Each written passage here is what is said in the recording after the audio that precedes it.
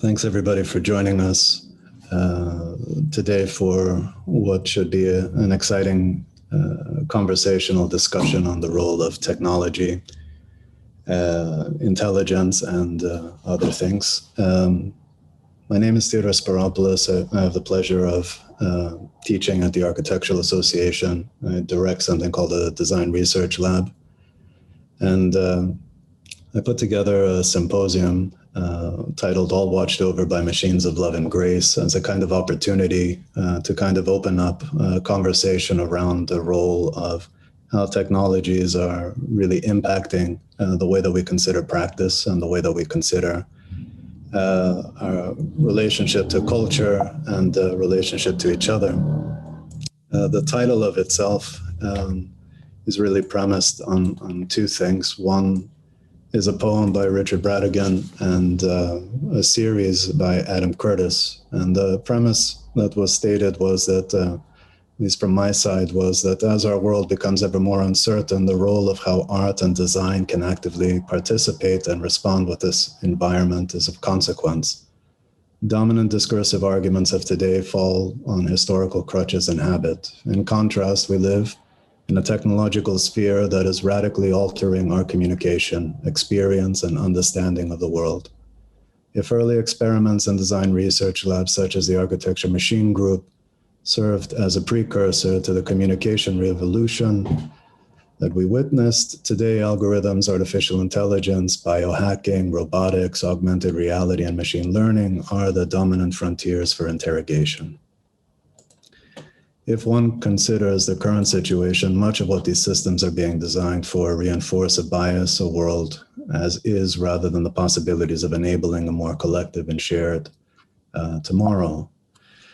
The role, I think, that we've tried to explore, I think, is also the role that we live in a computerized environment. And a lot of what we speak about in terms of having agency in the world is really coupled, I think, with different ways of situating ourselves within these larger contexts. The title of the poem, All Watched Over by Machine and Love and Grace, from Richard Brautigan in '67, spoke to a kind of open and I think much more symbiotic relationship between things akin to a cybernetic forest and a cybernetic ecology. He said, I like to think, and it has to be, of a cybernetic ecology where we are free of our labors and joined back to nature, returned to our mammal brothers and sisters, and all watched over by machines of love and grace.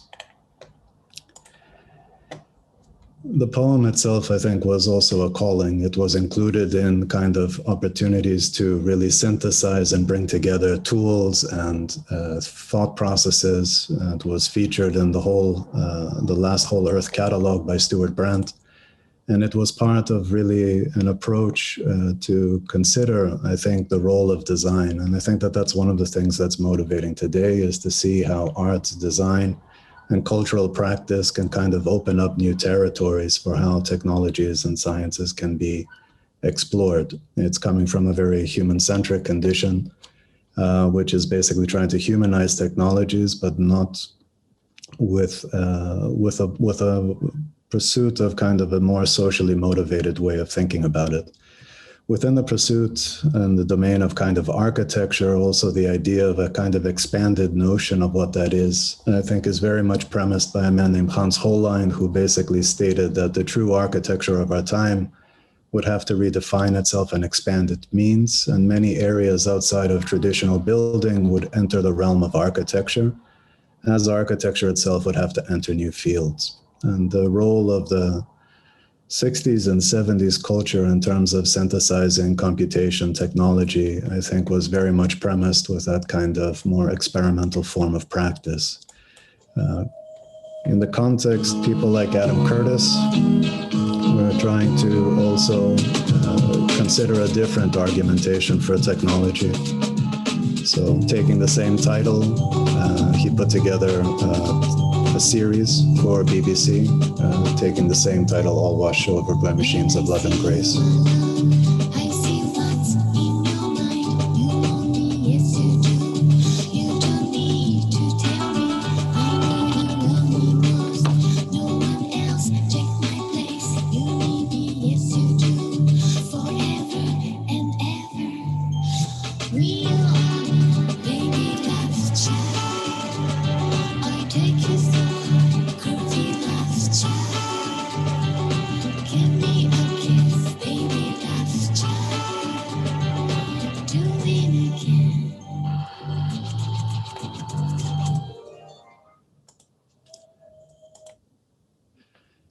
Curtis basically stated, we live in a dream world created by machines where we're all connected and we are all free, even in love. But machines brought with them another idea, that we're all components in a system, nodes in a global network. We dreamed the systems could stabilize themselves through feedback and create a perfect balance in nature's ecosystems and in human society and in capitalism without politics and the old hierarchies of power, but power hasn't gone away, it never does. A lot of the kind of thinking around the 60s and 70s and a lot of the problematizing of in contemporary society has always kind of considered the role that design plays in these systems, the biases and the kind of explorations that some of these things had, and particularly within art and design practice, those kind of roles of systems and the nature of how that actually influenced learning were really kind of expanded in much more interdisciplinary means. Things like Black Mountain College or the Architecture Machine Group, people like this, Jack Burnham and the Center for Advanced Visual Studies at MIT, all looking at basically how we can kind of expand the means of how we sort of work and through technologies and in terms of constructing better understandings. The notion of intelligence was also something that was questioned, if intelligence was something that was really attributed to things or if it was a product of our interactions. If we look at today, the role of automation, if we look at a lot of the social crises that are moving together, and if we look at some of the platforms that are somehow bringing us together, the opportunity is not really to question why we would participate, but how. When we start to consider that things themselves have agency and they have abilities to see us, I think it's important to potentially kind of open up the conversation about how we work on the projects by considering the kinds of questions that we're looking at. Here, Hiroshi Ishiguro, who is one of the world's leading roboticists, spent a lifetime basically really building almost a digital twin of himself. The questions of technology are usually polarized. They're usually about us versus them. Really somehow problematizing a question, but in some ways is very much simplifying the context of a lot of this, and this can be seen in different ways. And it can also somehow breed a kind of way of thinking about intelligence or AI and other kinds of constructs as a means to kind of see something that is very much a challenge to what we mean in terms of the everyday or the things that we actually deal with in terms of surveillance and other systems. So the aim of the symposium is really to engage and to speak to the forces that shape the way that we see and understand through the eyes of a machinic world. Some of this may be non-human, some of it may be human, but I think issues today from information, issues of codification, control, bias, learning, and creativity will be explored as territories for us to look at. The symposium is organized in 2 sessions. In this first session, we'll be talking with Suyan Chung and Ariane Koek, and also speaking on behalf of Minimiforms. In session 2, we'll be joined by Kenrick Mcdowell, Libby Henney, and Lucy Mcrae. Ariane is an independent art science technology consultant, director, producer, writer specializing in transdisciplinary working and residency programs. She's an associate and advisor to the Exploratorium, the Museum of Science, Art, and Human Perception in San Francisco, and a creative partner of the New Physics Artist Residency Program in the Cavendish Library at Cambridge University. She's been a global advisor board of Edgelands Institute, a curator who shall speak to some of the exhibitions, in particular to Real Feelings, Emotion, and Technology. She's a founding advisor board member of the European Commission's Joint Research Center, also advisory board of the Science Gallery in Venice, and she's known internationally for initiating, designing, and directing the arts program at CERN.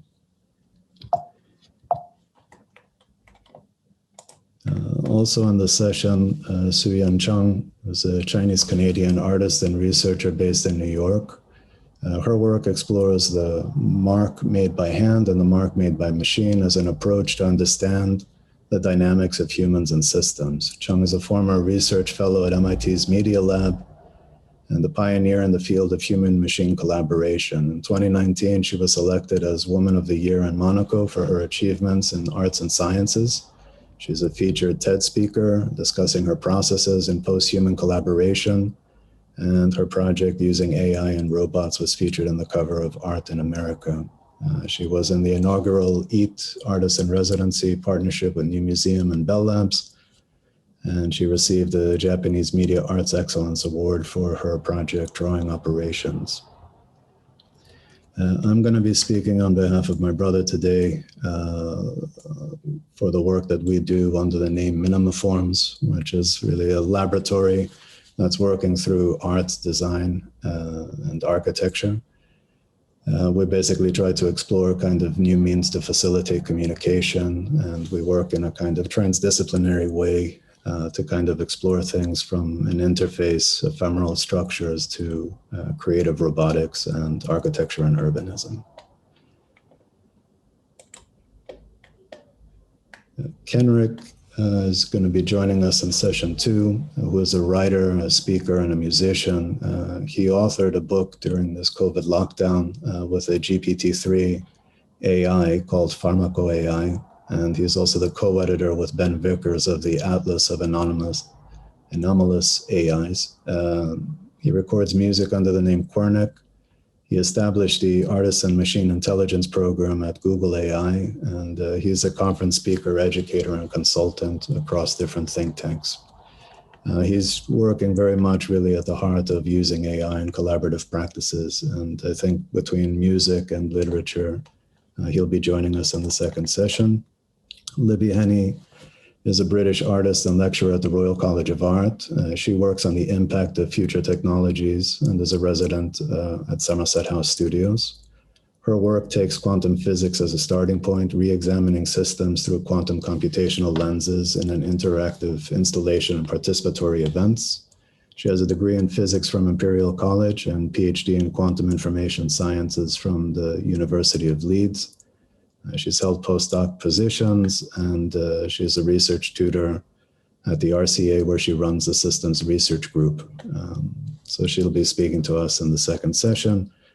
And we will conclude with Lucy Mcrae, who is a science fiction artist and body architect, who's exhibited in major museums, film festivals, and institutes such as MIT, Ars Electronica, NASA, and the science forums worldwide.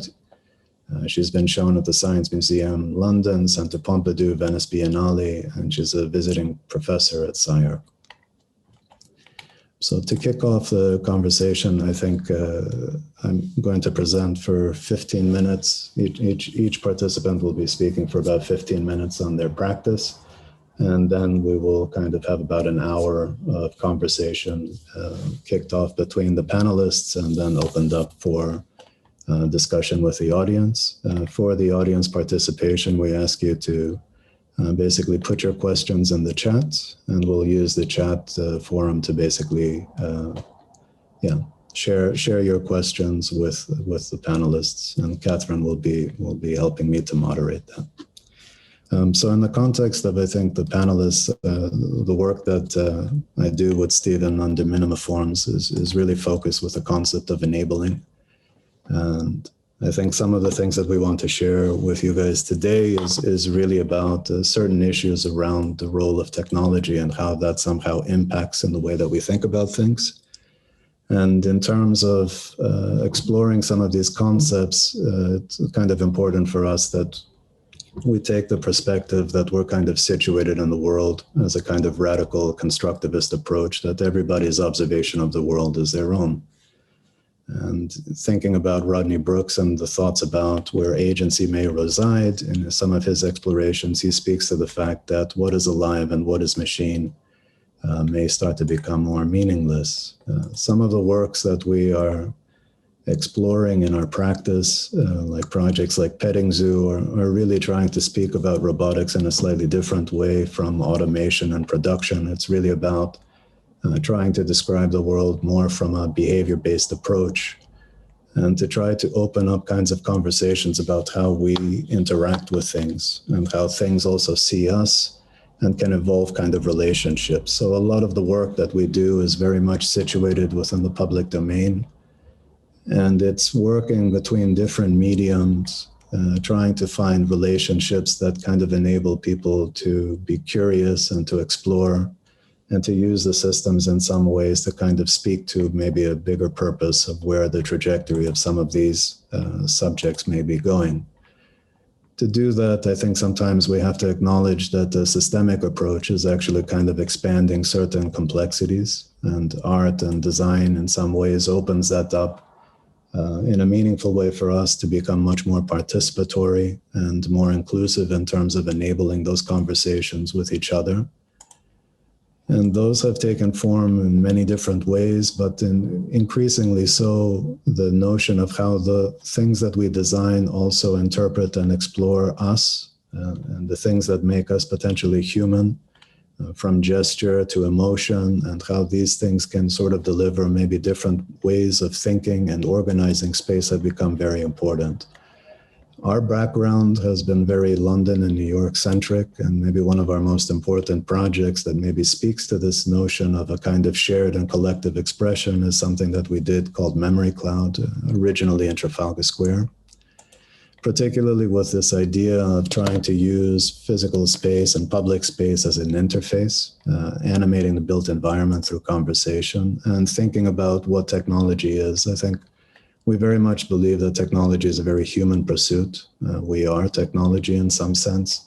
And we try to kind of speak to that by hybridizing old forms of technology like smoke signals with SMS, and in some ways kind of open up the process of how we could consider basically a collective way of animating our kind of urbanism in our buildings and environments. We basically develop a very installation-based approach, thinking that things should be really considered as prototypes and making projects that I think are very context responsive. So these are some statements when we reenacted a project in the city of Detroit, which we've been working with for about 4 years, and thinking about the city as a canvas and the impact that that may actually have when you give people agency to basically express things in a way that resonates.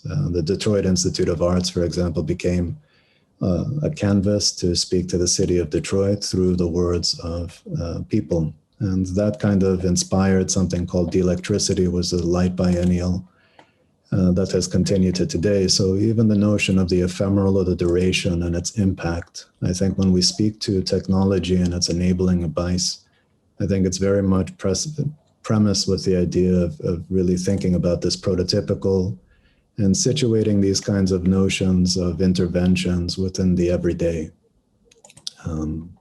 If it's atmospheres, if it's robots, it starts to kind of challenge and complexify, I think, the way that we speak about a lot of the work that we do.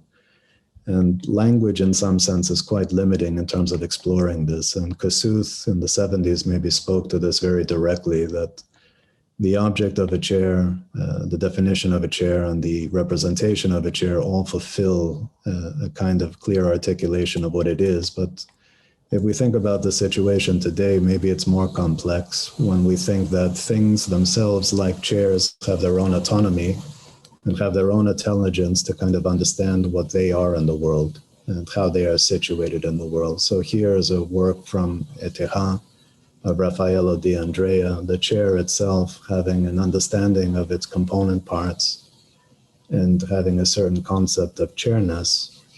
Allows it to kind of see itself in the world, act in itself, and kind of represent its own kind of taxonomy. When we start to think culturally, what these things mean is that things themselves have their own agency, their own autonomy, and they have their own frameworks of understanding their relationships between themselves and each other.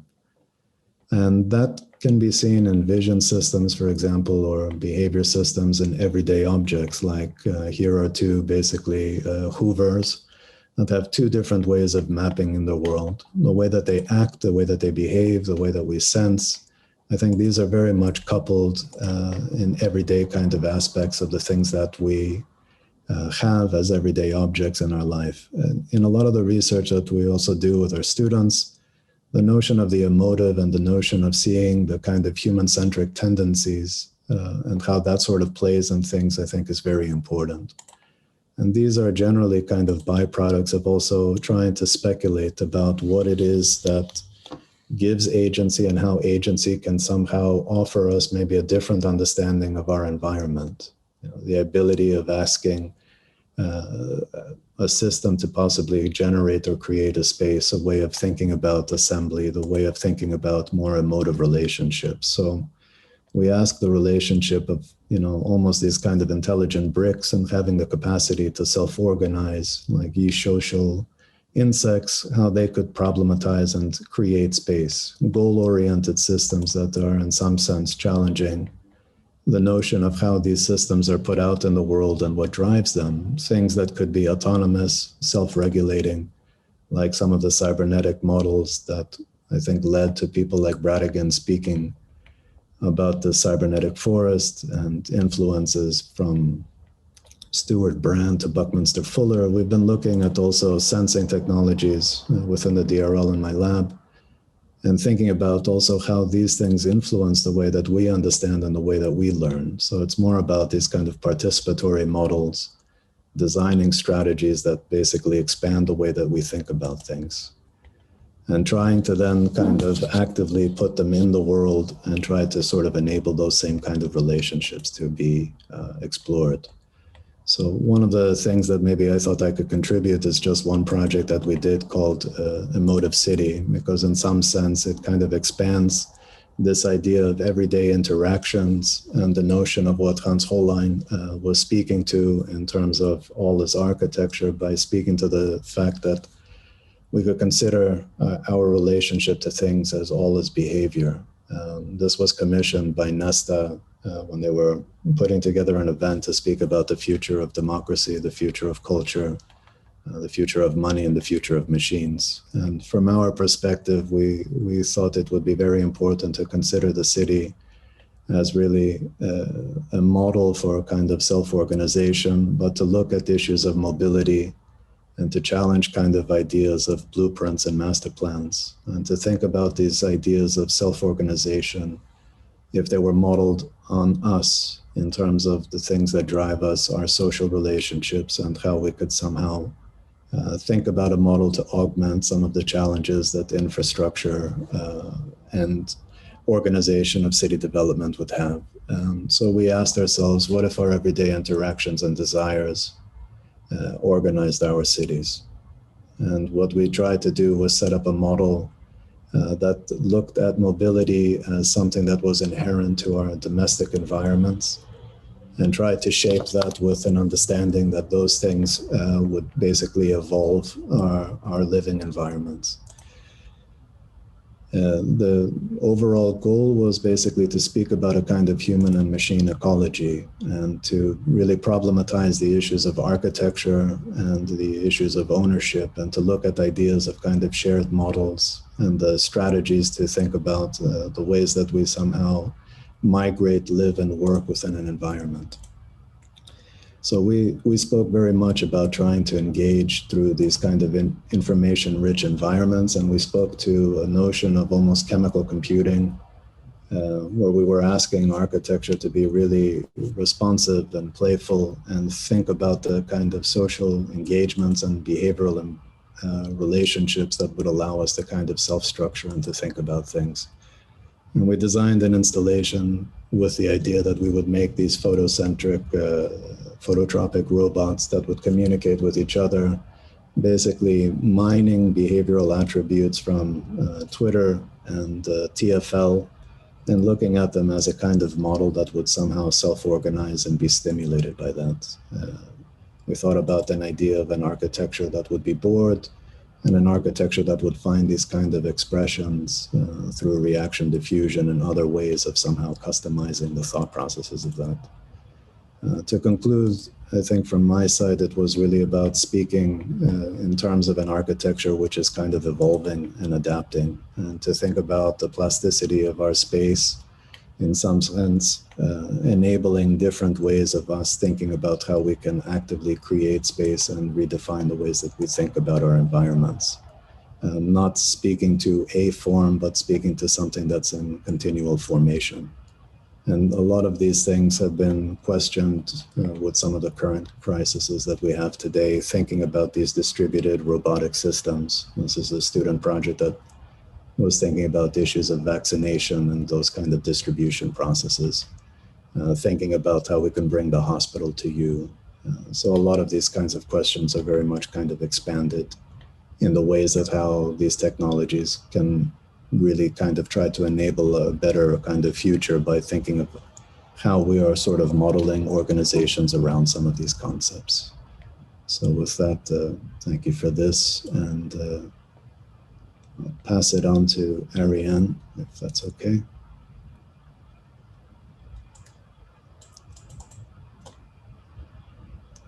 Ariane, can you share your screen?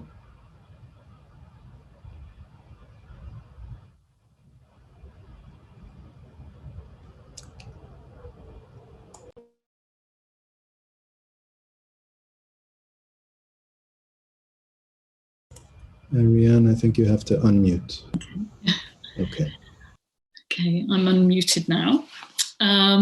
So I'm going to give a bit more of a dystopian view through things. Real Feelings was a show which I co-curated with Angelique Spanix from MU Eindhoven and Sabine Himmelsbach from HEC. And it opened last year at HEC, and it's going to open again at Eindhoven end of May.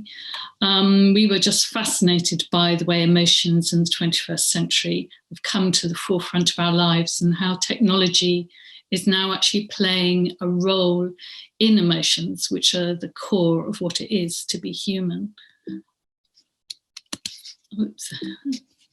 Just going to see if I can move. This particular piece by Rux Collective was actually done in 2014. And I think it's rather brilliant because it shows how emotions now chart our day, even more so in COVID. We literally tell the time of day by our emotions and how we rock and roll through it. So it's a very prescient piece. Anyway, in the 21st century, there are more and more tech companies which are going into our emotions and manipulating the way we behave by triggering our emotions through our everyday devices, our laptops, our smartphones, our tablets, and our laptops, even more so, to the extent that behavioural data was used to great effect by Cambridge Analytica for the Folk Leave campaign. They had access, apparently without Facebook's knowledge, to over 87 million points of behavioural data. And they used that data to maximise their approach for the Vote Leave campaign. So we think we are consumers, but we are in fact being consumed. Our emotions are being consumed by technology, which is targeting and triggering our emotions. And technology, as Shoshana Zuboff has said in Surveillance Capitalism, is literally now trading on our emotions. I mean, she says that Facebook and Google, when the dot-com bubble exploded in 2001, they realized that the last place left, which was unregulated and could be leveraged for capital and was free, was our own behavior. And so they moved their technology into that. So the data on our emotions is now being sold on what she calls the behavioural futures market to the highest bidder. Equally, technology is moving into the emotional market. The Hatbee has actually been launched now, and it's a wearable which you can press certain things and it will tell you how you feel, it will trigger how you feel. And this affective emotions market is said to be worth about 26 billion actually by 2023 US dollars. And it's the latest trend in Silicon Valley. And the software very much relies on categorization of emotions of our faces. However, the tech it uses is very, very flawed. as MIT researcher Joy Boulamwui has shown, it's very racially biased. It's very much reads white faces. So this piece by one of the artists in our show, Clément Lambelet, it's called Happiness is the Only True Emotion. Happiness is the only emotion which AI can actually recognize with 100% certainty.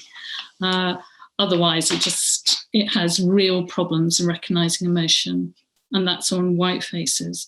And it's based on a very reductionist view of emotions, being based on Paul Ekman's idea that there are only 6 basic emotions, and also based on his facial coding action system, where the little bits, the muscles in our faces, there are about 44 different ones, move according to him to show these 6 emotions.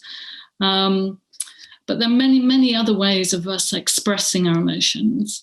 And one of the other artists in our show, Coralie Vogler, she showed very much, she said, what about our bodies? Our bodies show emotion. And infinite posture data set shows that our bodies express, they show emotions unconsciously and otherwise. And that is not categorized by AI at the moment. So in this world where technology is meant to be putting us more and more in touch with our emotions, and there are some positive sides, for example, it's helping people understand, autistic people understand emotions, and it's being used for that. But aren't we missing something else out?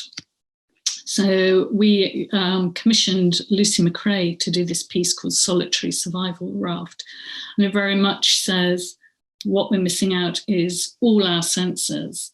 And this piece, which she actually created during lockdown on her own in total isolation, very much says when we're alone, we're at the end of the world in a post-apocalyptic world, and we're at the end of it, what will be left will be us and technology. We'll be able to crawl into technology, like you can crawl into this and it inflates and then deflates, but the last touch will be technology. So how does that feel? And how does that compare to human touch? Equally, for the artists collective Troika with their piece Terminal Beach, they very much show that technology is given its form and shape by us humans. Technology is an extension of us. So in a sense, it is us. And as Bruno Latour has also said, but look at this wonderful furry robot, which looks really harmless. It's actually chopping down the last tree on Earth. And this robot, this rendering was actually trained from a KUKA robot, which the artists trained themselves to do the chopping action. So it shows what human impulses basically can be. AI technology is only as good as us. So the 20 artists in our show just interrogated many different paths. So I'm just taking one path through our show, showing the relationship between human beings and machines and how those kind of relationships are breaking down or moving forwards, to the point that we're becoming more and more integrated, and technology is becoming more and more integrated in our emotions. Lorem's piece, Adversarial Feelings, was a video generated by neural networks, actually putting together, compiling different images from the internet and creating these kind of extraordinary beings.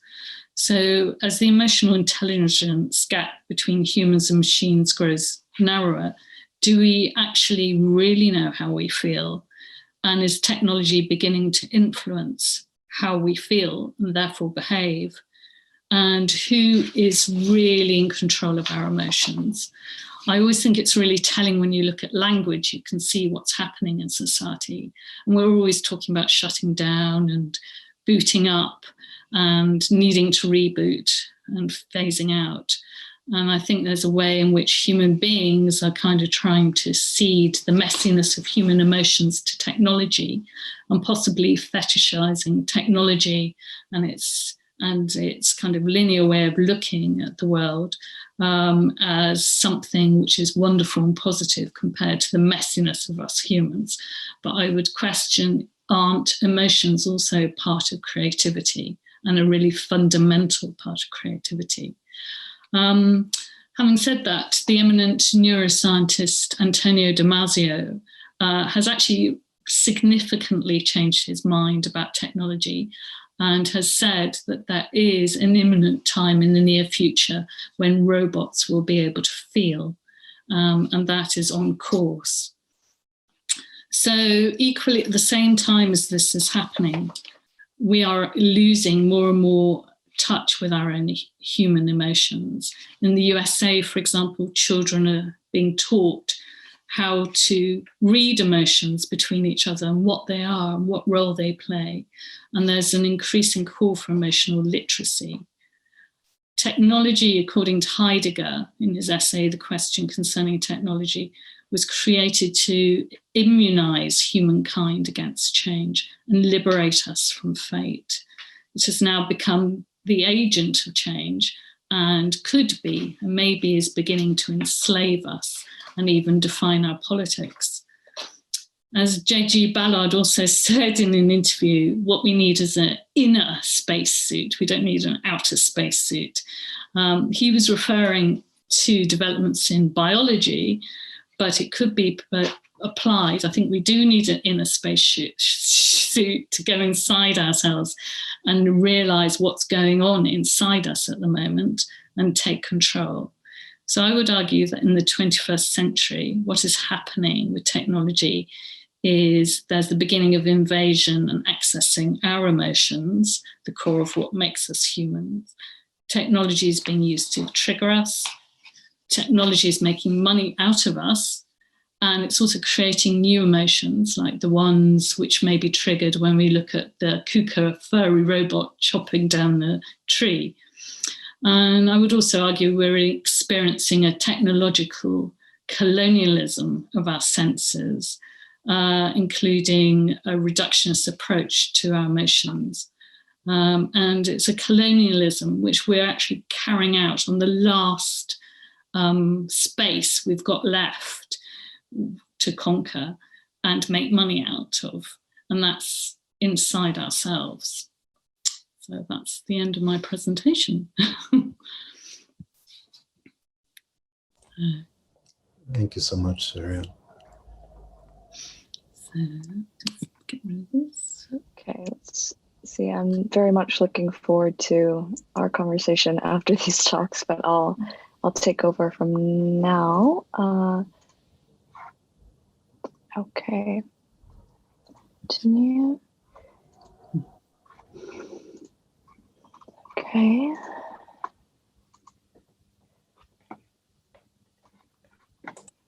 So I think this is, can you hear me all right?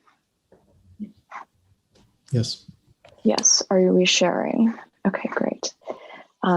So thank you both for your perspectives, and thank you to the audience and the other speakers at the symposium. I'm really excited to share my practice and see how this will fit into a conversation later. Let's see if I can get this to work though. Okay, great. So my name is Sue Gwen. I'm an artist and researcher based in Basel, formerly New York. I've been working with emerging technologies for the past decade or so. I'm really interested in the role of exploratory art practice in shaping the cultural imagination about technology and how these sort of wandering interdisciplinary curiosities can expand what we think of as boundaries that restrict movement between the arts, sciences, technology, design, and engineering. And I've been developing this space of human and machine collaboration for about the past 6 years, thinking about where the mark made by hand meets the mark made by machine. And I've come to suspect that perhaps the future of human creativity isn't in what it makes, but how it comes together to explore new ways of making across disciplines with human and non-human alike. Ariane's bringing up of Lucy's project during isolation was sort of warmed my heart, because I've been actually working quite a lot in isolation with my robotic unit in Basel in a time of pandemic. So talking about robot companions at the end of the world really resonates with me. And I think about it, this practice is sort of this interstitial process of relation with computation, engineering, and newly natural sciences as a kind of substrate. Not either or, but and not binary, but towards a plurality or a continuum of relations. So in this really quick talk, I'm going to share a little bit about 3 generations of my drawing operations project, covering mimicry, memory, and multiplicity, and share a little bit about where I am now in the practice through 3 new explorations in robotic form, planetary sensing, and what I'm thinking of as non-human stewardship. And these last 3 are definitely still in the research and development phase and conceptual phases, but I think, why wait in sharing some of the projects that and ideas I've been thinking about to start a sort of wider conversation. So my journey in my practice today started with a drawing operations unit, generation 1, in which I used a simple computer vision algorithm to track the position of my pen in real time to make a mark on canvas. This was in 2014, and I deliberately chose the most rudimentary approach, but it allowed me to think a little bit differently about drawing and robotics. By creating a gestural balance between human and machine, I thought of what my colleague Seth Carr calls self-reinforcing technologies versus self-limiting technologies. This idea that technologies can kickstart a human process. And by working in this sort of strange new way, creating a system that's use doesn't lead to more use, but creating a system that's use leads to less use or different use, a different type of drawing. And I found that in this simple system, it helped me catalyze new approaches, connections, and modes of understanding that aren't dependent on or controlled by the technology. And it was really important to me that this sort of exploration didn't atrophy existing physical processes in service of computational ones. So in this discovery of machinic systems, I began to see the potential of them as abstractions of human intent that can catalyze new forms of knowing and thinking. And I've been thinking about it as, evolving my drawing practice to experience new ontological and epistemological processes, not letting, just machines automate the creative process. And through this, thinking about interdependencies through this lens, interdependence, not codependence. In drawing operations unit generation 2, I was in search again of the beauty of a non-human move, quite inspired at the time by what was sort of proliferating in the media around AI, which was the adversarial context of Lisa Dole playing AlphaGo. Even though AlphaGo beat Lisa Dole, the top Go player in the world, sort of the takeaway from that, from the sort of masters, Lisa Dole's lens, was that he could sort of see this new form of radical beauty. So I really wanted to explore what that would be. So I thought about what it would be like to create this sort of drawing collaborator. So I painstakingly collected as many of my drawings as I could find, finished work, unfinished experiments, and freeform sketches, and I tagged them for this recurrent neural network. And since as an artist, I've been drawing for over 2 decades, gathering that many drawings took months. And what I found really engaging about this was just a new way of thinking about drawing over time and one's practice over time, and how this model and this iteration could be used to feed new models with new sort of ways of regarding not only my own drawing practice, but the sort of the nature of drawing itself. So the system only draws upon that which has been drawn before, from the machine readable to the machine interpretable. And for me, it creates this evolving feedback loop through which I can push my own drawing, coding, and engineering skills to evolve with the interdisciplinary process. And in generation 3, I experimented with crowd data, a multimodal robotic system linked to path data extracted from public cameras in New York City, thinking again what the role is of synthetic sensing, in the space of an urban environment. And my intention with this project was to think about new forms of landscape painting. At the time, I was thinking about techniques of vision and ways in which a single object detected by a camera differs from something like optical flow recognition, which tends to privilege the overall motion of the scene. And through mediating on this on the blank space of a canvas, I thought about how the machine views a crowd and how that unfolds in society. The computer vision engineer I worked with had a background in fingerprinting technology and spoke about his desire to create a vision algorithm that privileged a person's privacy and viewed them as part of the movement of a scene. And I, in that way, thought about what types of algorithms communicate human intent, and how this sort of hybridization with approaches and concepts in Impressionist painting could be this byproduct of this human and machine collaboration. So drawing operations has thus far explored human and machine interrelation as movement and as gesture, really focusing on the drawn line as a kind of instinctive mode of co-navigation that plays out on the space of a canvas. But lately I've been interested in moving beyond this, constructed binary of human and machine. And, I think through the pandemic as well, ruminating a little bit more on what these separations might mean and how that connects to, the life of a person. And I think in rejecting these binaries, I connect it to my sort of upbringing and my familiar upbringing and sort of my cultural upbringing. My mother being a computer programmer and my father a musician, myself growing up in both Eastern and Western cultures, I think it's allowed me to think about these binaries sort of differently. And because of this, I think more about what's possible within hybrid forms of creativity, this idea of human and non-human relation as a continuum. Throughout the pandemic, thinking about what post-human synthetic intelligence might bring to the space of a canvas or a performance, and what the role of telepresence in art can have as a kind of embodied research. So these projects have been in progress sort of around the time of the beginning of the pandemic and throughout. And they're, again, they're just sketches and sort of prototypes, I think, conceptual visual of what's to come. So in this project, I worked on Exquisite Corpus, which showed, Exquisite Corpus is a performance installation exploring this feedback loop between bodies, human, machine, and planetary ecologies. During the performance, my biofeedback and the environment are linked.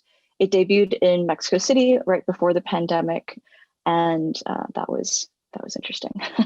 But I recorded my EEG and used that as a driver for the visualizations. One chapter of the visualizations in the room, trying to create that connection between this sort of invisible experience that I would have within the performance on stage, and thinking about this interplay of sensing through biometric data. In this frame in the performance, my heart rate is connected to the visual illumination of the space with multiple robotic units interacting with my movement. A sonic environment made up of sonified EEG data from my headset, as well as EMF data from the robotic units as well. So for me, it was this really initial sketch into the combined biometrics of the human and the machine and the planetary as a precursor to 2022, which will engage more real-time satellite data to create more entangled sensory environments in the world, with the hope of potentially making images off-world. This project was done almost entirely for this sort of chapter one. I wouldn't even say chapter one, sort of phase one of this idea is the next evolution from drawing operations unit generation one. Here's a video. Oh, there's sound now. Great. Okay. So Flora Rearing Agricultural Network is a project exploring plant and machine co-naturality. This first iteration of FRAN is a performance featuring the creation of a speculative blueprint for, hopefully that's not too loud, a new robotic network connected to nature, created during the first quarantine of COVID-19. A backdrop of digital flora is linked to my brainwave data. Each fluxed and alpha state is seeding new formations of sepals, petals, and leaves. And this is sort of an initial concept introduction into the physical construction of FRAN, which will be a networked robotic system to be built in 2021. Thinking about the role of computation and robotics, and computation enacted through the robotic form, and what that, how that might evolve beyond human-machine creation on canvas into something more widely recognized. Let me see. I'm really interested in this as a steering mechanism of the practice because it speculates on a continuum of co-creation and foregrounds a process of stewardship at all levels of ideation, design, and creation. And I think with this project and sort of the sketches that I'm making around it, it necessitates a reframing of the role of the human as decentered, but also maintaining a collaborative network of machines that garden, that tend to the earth instead of extracting from it. And this is sort of part of a larger project taking on the form of speculative robotics. And yeah, it's sort of this journey for me has been very much led by exploring questions about where AI ends and we begin. Let me kind of go back a little bit too. And, you know, I'd love to sort of engage a wider dialogue around this construction of relation versus interaction, which is a more typical model we think of when we, as designers or technology users, think about, the end point of working with different machines. So again, this process of collaboration versus automation, I think, is the key to creating space for both human machine and the wider ecologies, that space for all as we move forward. Let's see, and I think this sort of caps it off a little bit, but I've said that perhaps the future of creativity isn't in what it makes, but how it explores new ways of making.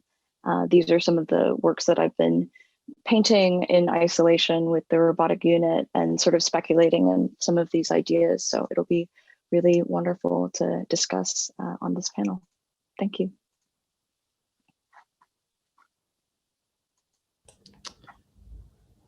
Thanks so much, Sue-Ann. I think in terms of maybe kickstarting the conversation, I think one of the things that was motivating all of this was really a suggestion about how we ask questions, or how we can ask more informed questions in terms of how we can kind of explore technologies. It was premised with the idea that when technologies are out in the world, they really can't go back in the box. So in a sense, to be able to explore them is really in the tradition of trying to understand them, and in some sense to take them into new spaces that kind of expand, I think, some of the limitations that we usually have, both on our individual practices, but much more in terms of the larger kind of shared and collective endeavor. So for example, like things that resonate in some of the things that I've been wrestling with for a long time were things like the Macy conference that really brought people from the sciences, from mathematics, sociologists, ecologists together to speak about, you know, the dawn of a kind of cybernetic future in some sense. Those kinds of questions, like from Bateson and ecology of the mind, or different ways of thinking about the relationships that we have with things and with each other, I think resonate probably more so today in a way that's slightly different, which is a lot of those things at the time were done without having direct access to the tools. And they were considered and conceptualized more as thought experiments. Like at the Architectural Association, for example, we had a man named Cedric Price, who basically said that technology is the answer, but he followed it up with what was the question. And I think the ways of trying to construct those understandings, for me, at least with inviting yourselves and to kind of open up this conversation, is really how do we build frameworks that kind of allow for that kind of open experimentation. I think the desire for it to be inclusive and the desire for it not necessarily to be dystopic or fear-mongering around these things is really the challenges in terms of how we think about collaborative practice. And I think from both of your presentations, I think what's very meaningful from my side is how the nature of those frameworks take shape. I mean, from Marianne's perspective, her role in bringing people together, not only in terms of commissioning work, but creating frameworks within science at CERN and other contexts, really to kind of enable certain conversations, I think takes a certain aspect forward. And so, yeah, you mentioned the relationship that you have with robots in some sense, in terms of like thinking about, you stated it in terms of the distinctions of where AI begins or ends and where you are.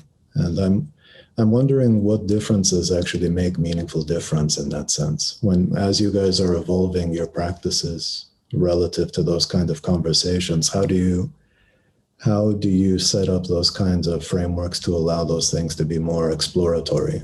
I mean, Curtis is very suggestive in a certain way that could be maybe more dystopic and alarmist.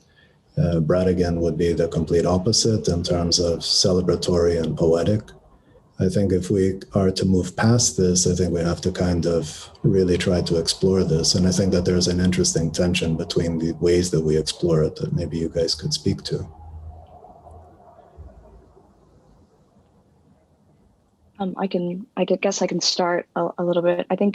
I mean, while I sort of engage in this collaborative process with the mechanical unit, I sort of begin at the sort of position of a very dystopic view, but with this desire to sort of investigate and interrogate what these, in a really active way, what these systems can be without trying to really control what I believe the outcome will be. And I think that's in part why this has been a journey of 6 years, and why I see these the role of art in kind of editorializing even these types of new technologies and editorializing the new and expressing the new can be itself a form of kind of narrative control that ends up, I think the Troika example I really found resonant, because it is a composed image that carries a very particular message. But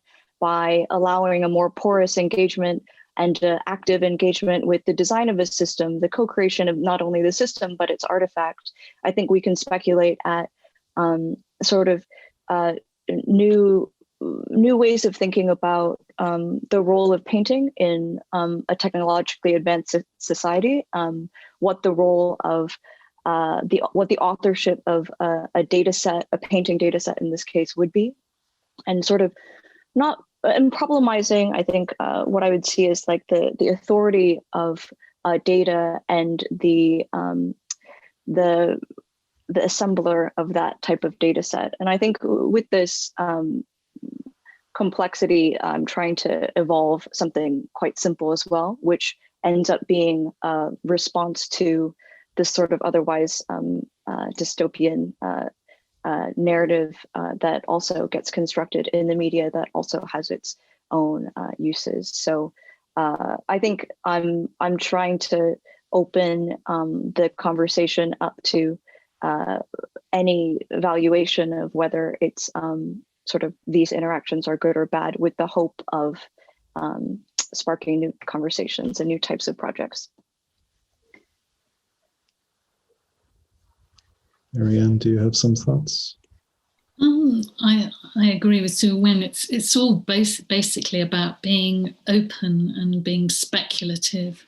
And I think artists are great speculators and can follow the threads of multi-speculations, and certainly with our show Real Feelings, we opened it totally up. We had no firm line through it. I just took a line through it, but you can read many, many strands through that show in terms of celebration, also of co-creation. Like Lorem's piece is extraordinary, having been made, literally made by neural networks, for example.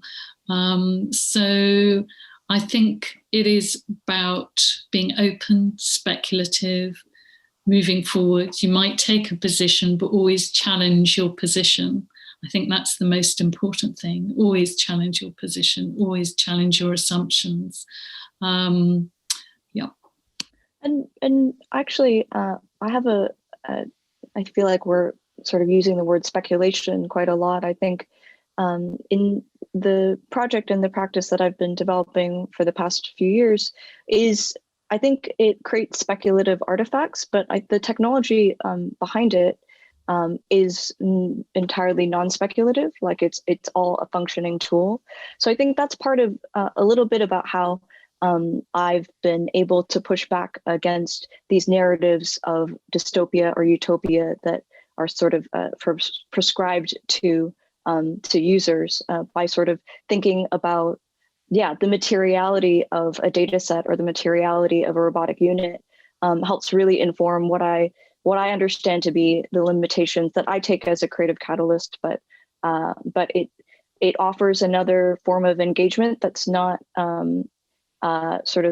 it's a bit agendaless in that any editorializing of something like biometric data or emotive AI usually comes from the standpoint of like a company trying to sell a user on that. And I think I'm trying to remain as neutral as possible with it and let the process speak for itself, which hopefully speaks better than I do about things.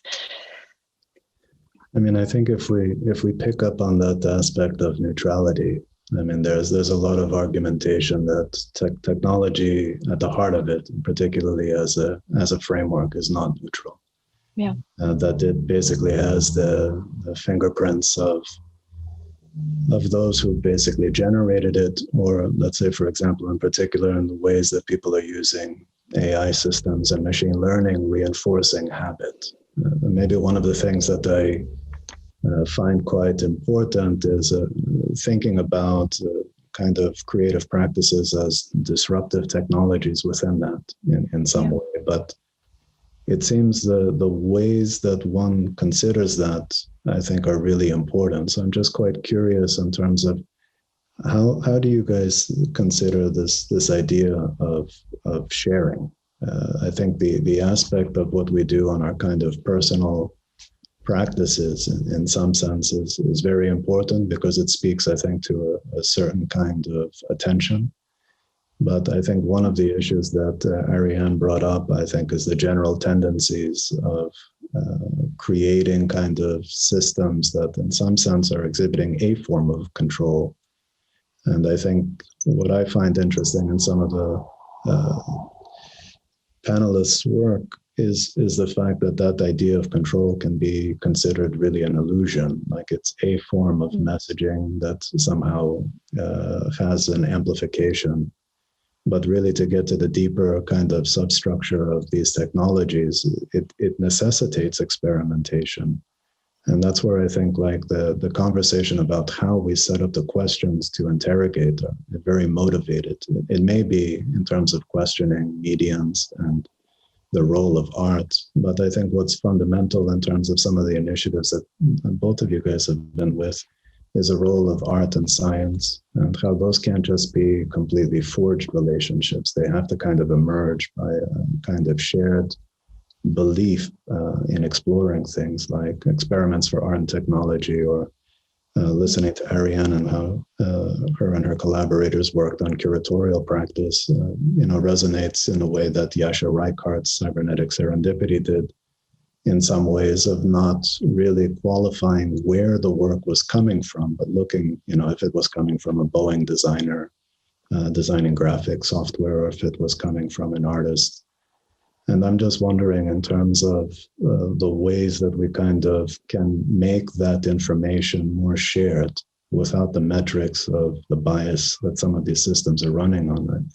I'm just curious, in terms of the artifacts that we're talking about, how those things could somehow play a role in terms of kind of expanding the ways that we may think about collaboration. Because I think that that's one of the things which seems to me is fundamentally kind of at stake, is how we communicate with each other and try to develop maybe different ways of creating observer conditions that can be human or non-human, and make those things actually offer us a better way of understanding. So the models of learning, the things that challenge habit, I think these are the kinds of things that I can see in your practice, in the ways that you're developing your strategies for painting, or with some of the AR strategies.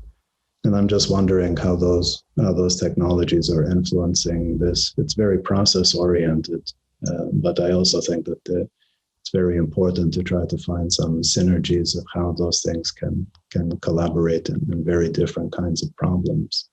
So I'm just curious what you guys' thoughts are on some of this, like beyond, let's say, the institution of a gallery, or beyond the institution of an artifact. It seems like there are some profound questions about the human, non-human entanglement. And it seems a lot of it is motivated by basically people being mystified by some technologies and their purposes from mediation. So it seems to me at the heart, art and design practices have a particular kind of direct response to this, which I think can resonate and make things much more everyday and accessible to people. I'm just curious about the ways that you guys may think that could be done, to share that in a way that's maybe more accessible, and to demystify these technologies. I think that was a really wonderful selection of free-form questions that I'll try to sort of address a little bit. Sorry, I'm very jazzy today. That's okay. It's Friday. We're allowed. I think through the work and sort of some of the releases that I'm envisioning for especially the drawing operations project moving forward. It's like thinking about the types of sort of development that actually needs to happen for the performances to even sort of take shape in the way that they do. Obviously, the more immediate one would be the painting artifact that not only works as a object of cultural speculation, but also sort of an imprint, marks made on canvas that reflect the classification of the neural network.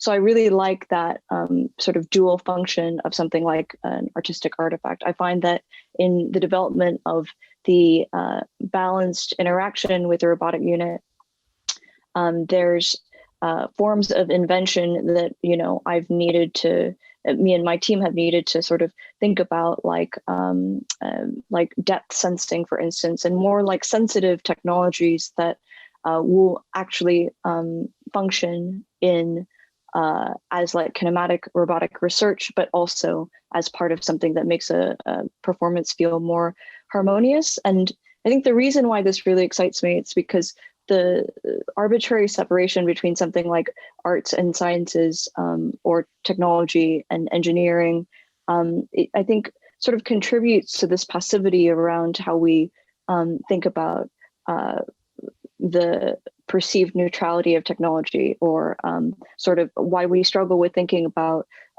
different more imaginative ways of thinking about how these tools can be deployed for a greater social good.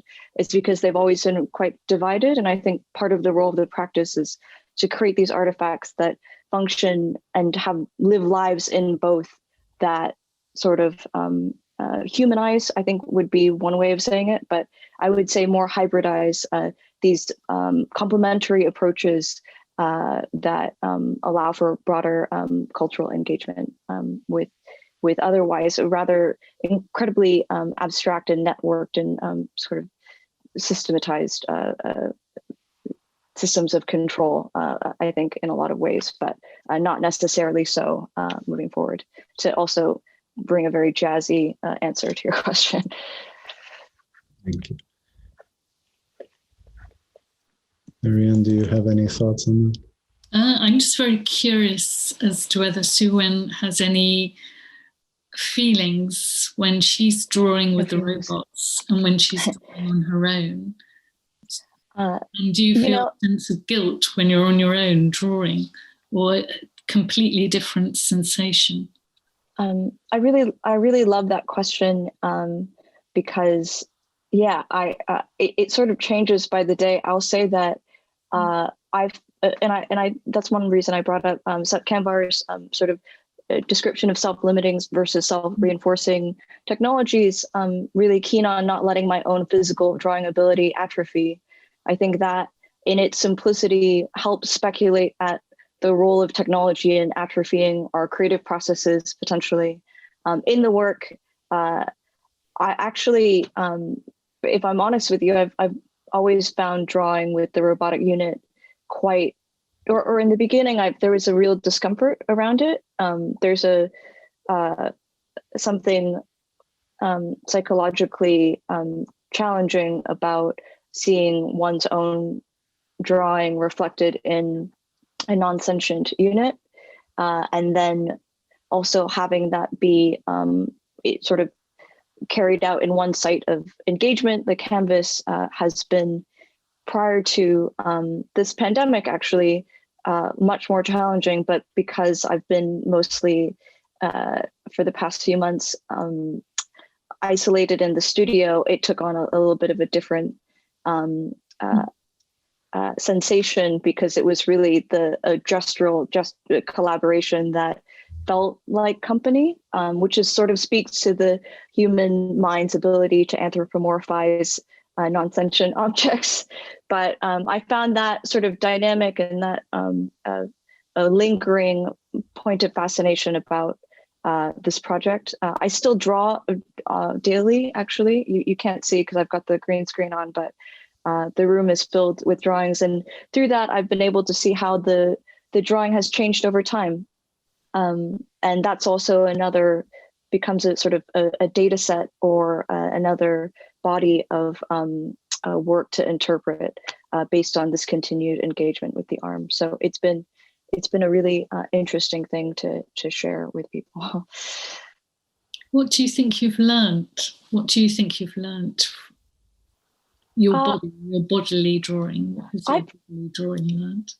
I've become a lot more interested in ideas of embodied cognition and how we actually do construct theories of mind through neural networks, because I'm sort of designing the system to make certain decisions, and the extent to which that's a reflection of my perspective of my own drawing widens my curiosity about how neural net architectures, recurrent neural networks, GAN, like how that's all linked to sort of more cultural and philosophical ideas about cognition.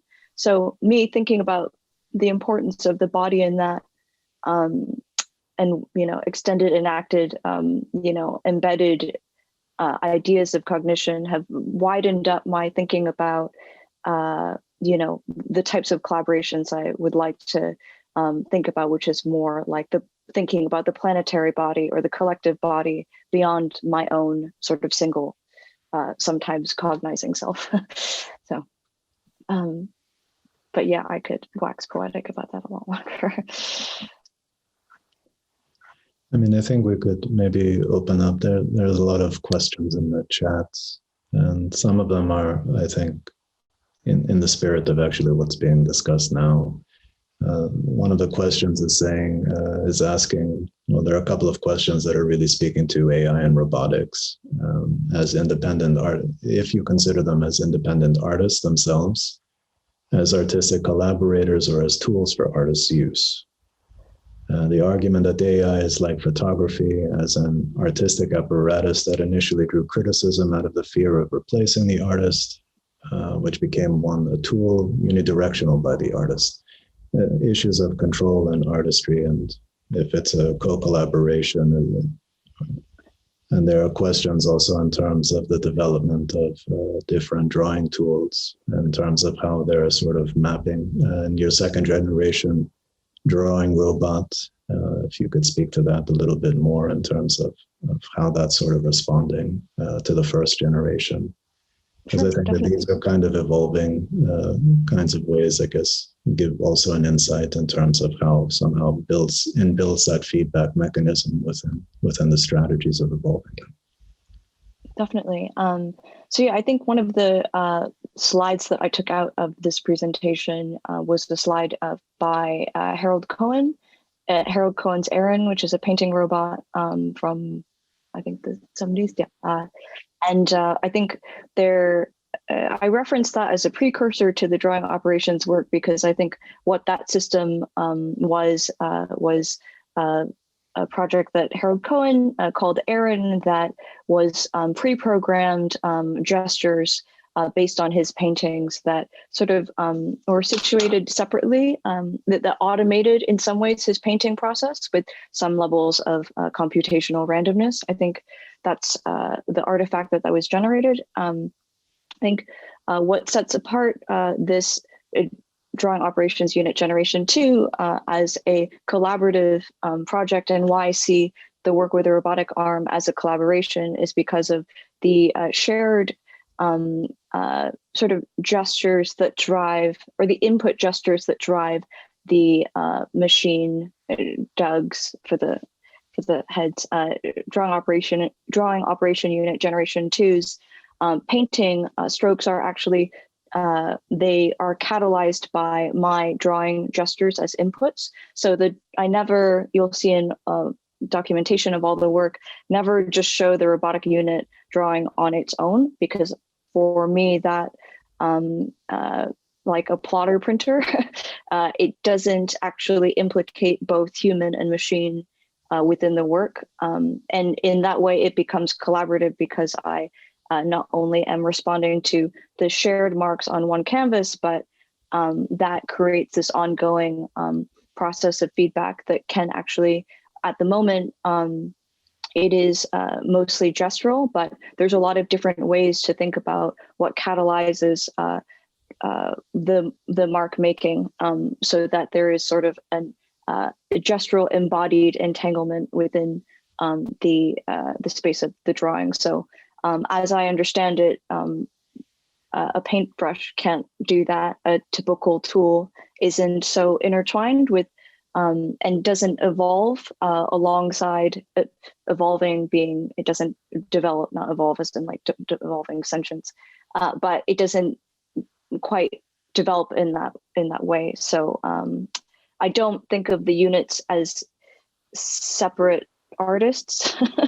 And that's not really I find those discussions to be kind of intentionally misleading, because I think it sort of valorizes this idea of this AI as separate from its designer or collaborator. But yeah, I think that's sort of how I've been thinking about, like you said, that feedback loop of creative development that happens on this space of the canvas, but also in spaces of development with the units.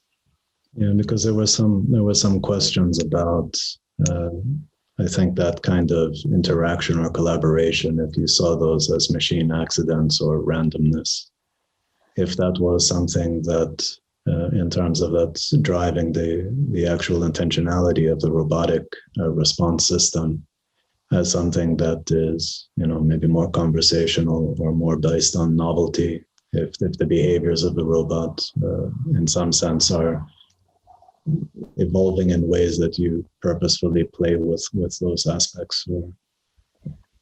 I think I'm constantly trying to create a sort of chaos and discomfort with the co-creative process. That's what catalyzes new forms of thinking and drawing for me, which is why, I think once I've developed a more gestural understanding of this particular build, I evolve to another build, and I'm sort of constantly pushing that sort of target somewhere else, because I think that's where really interesting tension happens with the visual form, but also why I think working with different types of technology is really interesting. So I can learn a little bit more about what's how to actually employ this sound interaction within the canvas to further deconstruct my knowledge of what's possible, I suppose. There's a question from Rick Roberts. Maybe Ariane, you can take the lead on this one. He asks, in these art situations, a contract for consent is driven on the human side. What sort of agreements or transparency is needed or possible if a collaboration is initiated by an AI or AI participation, which isn't necessarily obvious? Well, Lorem was very, very clear in the way he has been very, very clear that it was the GANs, the neural network, which created that piece. And that's been attributed very directly. So I think attribution is really important, and we should all be alert to it. If it has been initiated by the AI in some way, and also the participation, because I think it's about recognition about what is feeding the process, and then also understanding of how it's driving the process and being part of the process. I don't think it should be invisible, which is the whole interesting thing about technology, the way it is becoming more invisible and integrated into our lives, and how it should be more explicit and more obvious what's happening. So it's a wider social, cultural question as well, which has got huge ethical implications. So I think we have to begin at that point with the artwork to demonstrate that actually in society itself, we need clarity about what data is being collected from us, how it's being used, and the way it's being targeted, because there's much, much more going on than we know. So, for example, some companies, and I can't name them, have been collecting data and have worked out very accurately how they can detect if people have a chance of having an illness by their behavior online. And they've been thinking about the ethical question.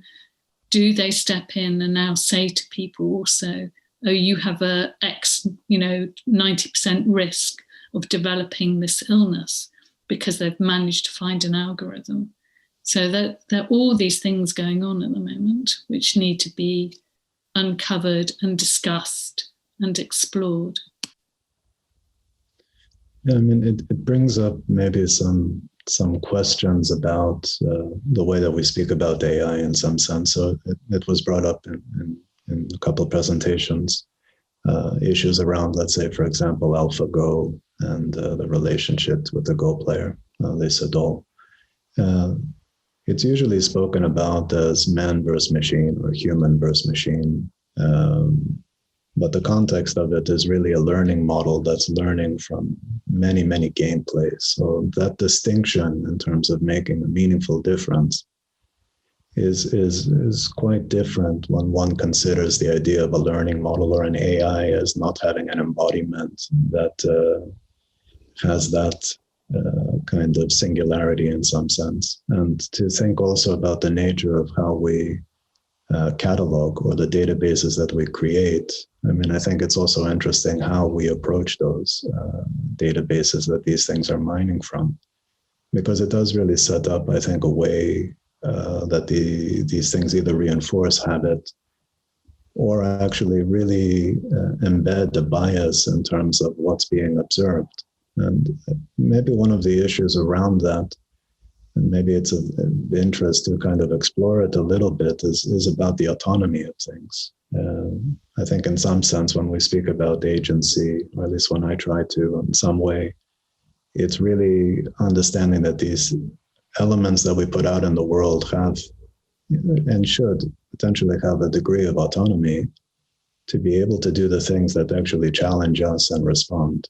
Because otherwise, some of these questions seem to be kind of locked in a world where we're speaking about fear and surveillance. We're not really contextualizing use cases and what's really being challenged. And I showed briefly a project that was a student-led project that was trying to augment the NHS with a vaccination concept of deploying autonomous robots to help with the distribution. And some of the challenges when people see things like that is an invasion of kind of personal data in terms of health and well-being and all of these other things. So the boundaries of what sets up a kind of ethical, kind of moral mandate around things are being challenged, but the magnitude also of the implications of not kind of exploring territories around this are also forcing us in a situation that obviously needs to kind of expand the terms of how that conversation can be had in some way. And it seems like social media and these kind of metrics of mining and marketing and all of these other kind of influencing machines, they operate within a certain kind of model, which I think is going to the point that you brought up, Ariane, which is very emotive, but in a very reactionary way. And you could see that in politics. You know, it's not really based on logic, it's based on emotion. And there are dangers to that, but there's also a danger in not really kind of exploring something beyond those kind of reactionary things. So how we build intelligent systems, I think, is really important in terms of how that can be really mined from a data set which is much more inclusive rather than specialized from a particular vantage point. I was just curious in terms of how you guys think of that, because on an individual practice way, of course, people are creating their own kind of GAN kind of, folder structures and infrastructures to basically run neural strategies for. But this architecture, with some of these larger challenges, I think it's interesting to speculate how that could be kind of explored a bit. I think even across, visual AI applications and sort of applications of data aggregation in something like public health, I think the role of consent is always at play, right? I think if one's biometric data is taken without consent, then it would be quite uncomfortable to receive a notification about an illness. I think that's sort of the role, one of the aspects in which the ethics of these types of aggregates and how they're used to understand the public health or the role of a city is sort of worth discussing, even within how that sort of plays out in the microcosm of art. I think is, I reflect on this sort of scrapped idea for a project in which this sort of came to light. I was thinking about creating a recurrent neural network out of Hilma af Klint's paintings, and sort of thinking about this sort of idea of like a sort of robotic seance of, communicating some of the visual style of her gestures through this collaborator, this roboticized representation of her artwork. But the issue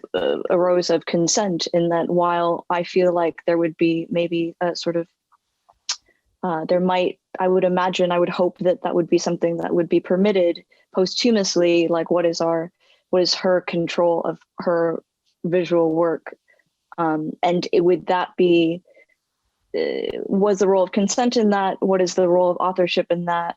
I think that's another, I sort of stay away a little bit from this idea of autonomous and autonomy in AI, because that tends to, I feel like that can be shorthand for some forms of erasure of data sets of responsibility in a certain way to the decisions made to design the AI system. And I say this being someone who has anthropomorphized a robotic unit professionally for 6 years.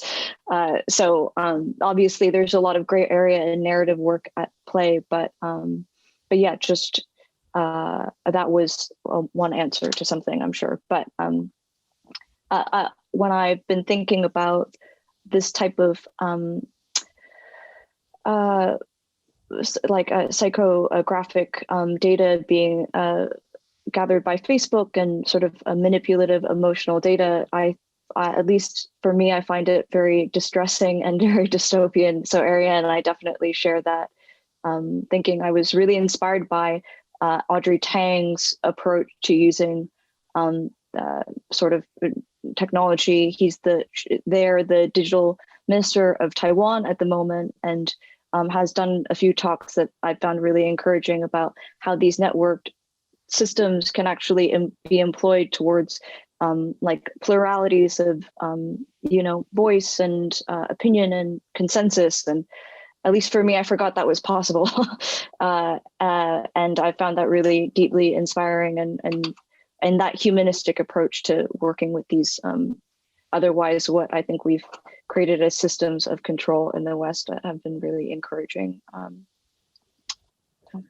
There are some questions that speak to automation and consciousness in some ways, in terms of building on autonomy from an idea if we feel that there potentially could be true autonomous thought.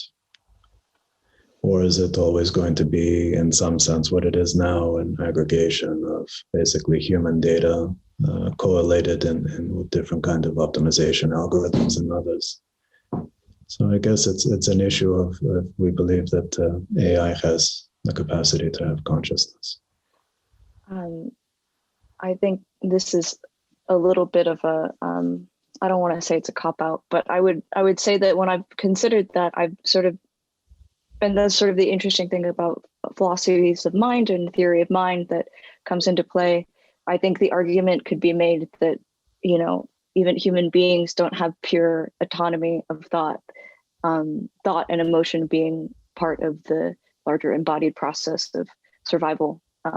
So I read some book like What to Think About Machines That Think, some MIT published book that it was just like this compendium of essays thinking about machines that think. I think it begs a larger question around the originality, the autonomy of humans that think, and whether that's not really the function of thought in world. But I don't. That's not. I tend to be skeptical of the idea that machines think natively in the way that humans think. I think that is often a selling point for people who have something to gain from it. No, Farian, if you have any thoughts on it that you want to share. They're always very unresolved thoughts in terms of consciousness and technology and thinking. I mean, I veer between that physiognomy is so important for thought, that how can we ever, that's a human way of thinking. So our bodies are part of our thinking. I very much ascribe to that point of view, which is the Antonio Damasio point of view. As I said, he's even come out now saying that robots will feel, because as they start moving towards understanding, they've got vulnerability, that they can be shut off. That is when feeling comes into play, according to him. I'm still in two minds about that, but he says it's going to happen because they will sense it, because they will have been through being turned off so many times that they will have this new form of feeling within their own structure, the vulnerability of structure. So it's whether we think of the body as a structure without all the physiology, without the blood, the chemistry which is going on inside, the hormones, the replication of the universe of antimatter and matter exploding inside us every 10 minutes, that same replication of the universe happening. Whether we can think of consciousness being outside that, It's such a big question, isn't it? And it's one we all wrestle with as we work with technology. But at the end of the day, going back to what Theo was saying, and what you were saying, Suren, it's all the technology we have is as good as what we put into it. So it's up to us to make a better, more representational world, a more interactive, connected world through technology. But how do we do that when we have forces of extractive capitalism and power, which are basically driving now the way technology is developed and always has done? I mean, it's been war before, which has developed technology, but now it's the war of money. I mean, there's some aspects about what you're mentioning in terms of feeling and the emotive. Like I remember like some of the first experiments in trying to make something like a pure automaton, robot of people like Walter Gray Walter, who was coming from it really of trying to demonstrate a form of simple interconnected systems as a model of a brain, but it wasn't trying to replicate the brain. It was trying to speak that these systems had characteristics that in some sense would have emotive and kind of self-organizing principles. So the whole process wasn't really motivated in a mimetic way or in a humanizing way, but more about a strategy of thinking. And I remember people like Valentino Breitenberg, who used to really speak to the concept of vehicles, that human kind of projection onto these kind of kinesthetic robots and things could describe emotions and feelings like love or hate and all of these other things. So I think that these are kind of evolving kinds of ways of thinking about it. But when I was thinking about what you were just mentioning, Ariane, it's interesting because there are some people who speak to the fact that we're kind of operating in a world of black boxes, where through algorithmic and AI processes, we have designed systems that actually we can plug some stuff in and we get some outputs out, but we're not really privy to the process. And that kind of is forcing us to really have to change the way that we approach the nature of those problems. And I think it's interesting to think about the terms of engagement for that, because it seems to me like it would be, and by necessity, have to be modeled on something that is much more collective in terms of observing what those outputs actually are. As soon as we have AIs that build AIs, and that's the process of really trying to build an intelligent system, is for it itself to be able to ask questions. It challenges our conceptual apparatuses, I think, probably much more fundamentally than the technical ones, because in some ways it's also challenging our politics or the ways that we speak to each other, communicate, and even set up strategies for some of that understanding. I'm just curious in terms of what your thoughts would be in terms of that. Kenrick, who's going to be speaking in the next session, speaks to like nature and technology as a kind of reimagined cybernetics. Second order cybernetics was always about the observer as part of that system.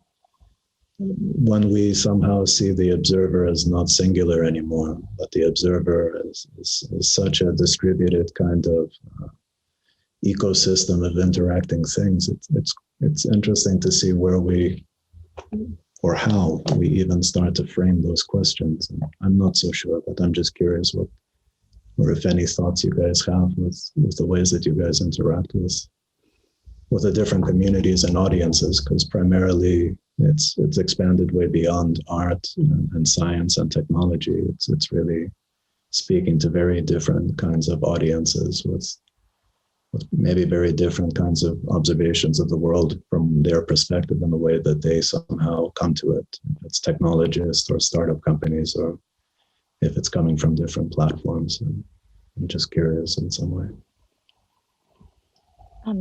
I think like Kenrick, and sort of with the drawing operations project too, and where the practice is moving towards, I think of the role of metaphor and the sort of what's the word I'm looking for? The seeming new vitality of nature as a metaphor for thinking about cybernetics. Today, I think, because in nature we have these sort of complex ecosystems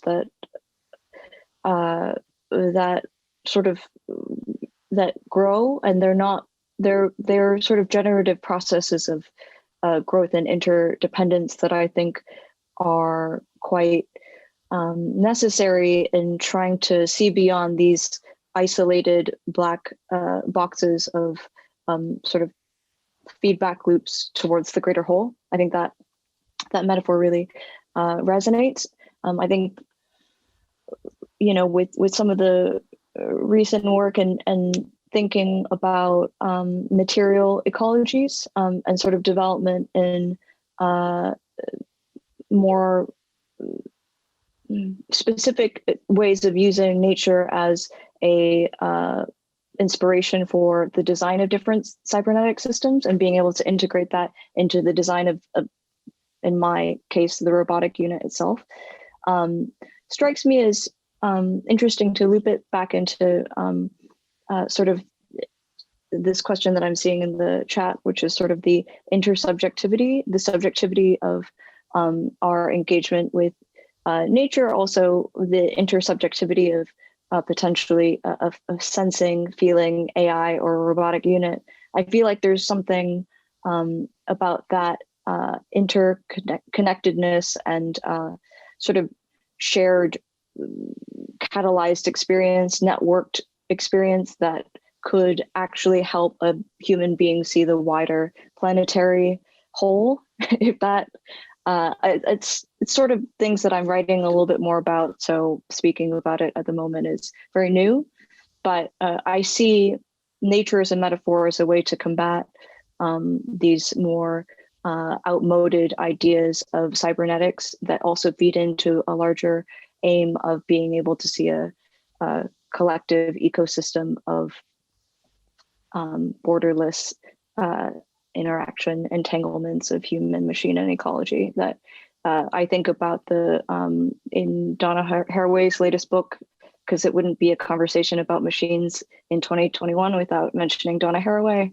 One of the speculative chapters in her latest book talks about, I think, the future human actually being connected directly to a certain butterfly species. And I thought that was a really interesting way of creating an urgency around the intersubjective human and non-human experience that actually carried out into the larger framework of the survival of the species. And I can see that being a way in which some of these entanglements are developed moving forward that's very hyper utopian, and there are a lot of issues around that as well, but that's sort of what I'm rooting for, I suppose. Yeah, I see that there's a question / comment from David Green from Mcrae, who's a dear colleague, but also the man who basically exposed me to Brautigan's poem and all of these things early in my days at the AA. He writes, sometimes I think if John Keats was alive now, he might have written the poem that begins this discussion, a new romantic ideal of a synthesis of technology and the romantic ideas about nature. But perhaps all the invisible technologies that now infest our culture is leading us away from Brautigan's poem. As a kind of question. I think that's possibly kind of going back to that slightly more concerned approach of technology today versus maybe also some ideas that have been brought up recently about nature as we're speaking about it at the moment. And I think in at least from my perspective, I think Brautigan's poem is important because I'm not sure that people are so optimistic about the future, or if even future is something that anybody really believes in. It seems to me like the world is very real time, and what that kind of ever-present moment is something that yeah, is interesting to think about. Like a lot of that stuff that basically brought up the dawn of a lot of these kind of cybernetic conversations. We're really speaking about the future through technology and optimism, and probably from a very naive place, and how that's sort of manifested. Even like Stuart Brand was talking about a lot of the things that were really being put forward by some of the pioneers, then got synthesized in a lot of this kind of really startup culture, kind of profiteering over these kind of communication frameworks and so forth. So it's interesting to kind of think about if we are speaking about if something like future actually is something important to talk about. I mean, David is of the point that if you're interested in the future, you speak about the present because we live in the past kind of sensibility of McLuhan. And I'm just curious how you guys approach that. I know that there's a lot of aspects, and I mean, Lucy's work will probably speak to it from a speculative design perspective, and there are different ways of working on some of these challenges. I think the ways that being discussed in this session, I think, are more prototypical and more process-driven, and in some sense are questioning certain aspects of collaboration and trying to open that up. But yeah, I'm just curious from your guys' side, responding to David and potentially thinking about what that role of tomorrow may be. One sort of particular point in David's question that I might contradict is that I think the technology is made to be invisible, but technology has its own materiality. And I think it's invisible by design, and sort of, and that is part of this sort of, black box approach to thinking about tools and AI systems that leads to this reliance on metaphor that's, I think, understandable for sorting complexity and communicating broadly, but not always helpful in imagining futures. So there's a certain specificity, materiality to technology that I think on some subconscious level, with some of the work I've been doing with the robotic unit, trying to sort of create an embodied sense of an AI system as a mode of communicating about what that means. I think the same goes for if you've ever worked with a large data set, you know the role of classification and the laboriousness of cleanup. That's really it's invisible labor that's often done that I think made visible allows people to have a more active role in the navigating, a less romantic role, but a more active role in the nurturing of anything, even romantic ideas about nature. Nature is dirt and forest fires and a lot of other things that there's nuance and specificity that I feel like is actually help shaping the future present that we're discussing, that often gets underserved because metaphors are more comfortable to talk about. But I think hopefully with some of these works, especially at this intersection that Ariane's curating and we're working on it, it's to establish new ways of framing these discussions and these inventions. So a reliance on metaphor will be not so extreme, if that makes sense. And though I do love thinking about poetic sort of inspirations for particularly intersection of art and technology and science, when it comes to actual development, it cannot be that useful, I guess. And to answer your question about the future, I've just written a piece about this, that actually we need a new revolutionary way of looking at time, and including technology. We talk about technology as being new, but it's not new. It's connected to the minerals of the earth. It's made out of the minerals of the earth, which go back millions and millions of years. So we've got a really warped notion of time, and we've been sold the idea of a future through industrialization, through the 18th century, which gave us the promise of a future beyond us.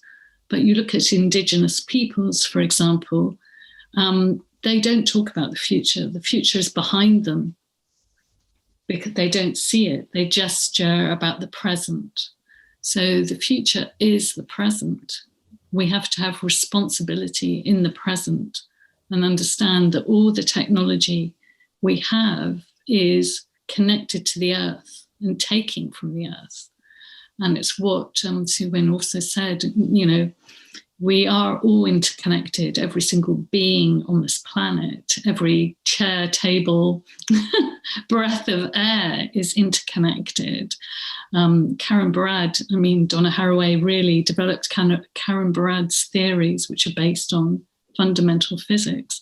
And I really do believe in that. And we really need to rethink and get rid of the promise of the future and act now in the present and build on what we have destroyed in the past and realize the past is also important because it informs our present. And it's interesting that you mentioned the kind of physics perspective. And I'm just reminded of the Carlo Rovelli's and the concepts of time as a construct, and really speaking to the fact that there is no such thing as future in physics. And maybe it's a good place to maybe bring this session to a close. And there are, I'm sure, lots of other questions, but I think we've covered most of the thrust of, I think, a lot of the questions that were, and I'm sure that there's going to be a continuation of a lot of these themes moving into the second session, especially on the issue of maybe not so much romance, but spirituality in AI systems. I know that Kenrick is trying to speak a bit to that from an AI perspective, and in particular, I think some concepts of multidimensionality, which are kind of evolving kinds of ways of understanding some of these frameworks. So I just wanted to really thank you both for participating and kind of kicking off this first of two. And I hope you guys, if you have time, can join us in the second session. If this was at the Architectural Association, you guys would have like a lot of claps and a lot of other things. I think here it would be pretty bad to suggest that everybody gets these kind of emojicon reaction claps on Zoom. But if people can turn on their cameras and just say hi to our participants, that'd be kind of great. If not, if that seems intrusive, I just want to thank everybody and hope you guys join in the next session that starts off at 5 o'clock.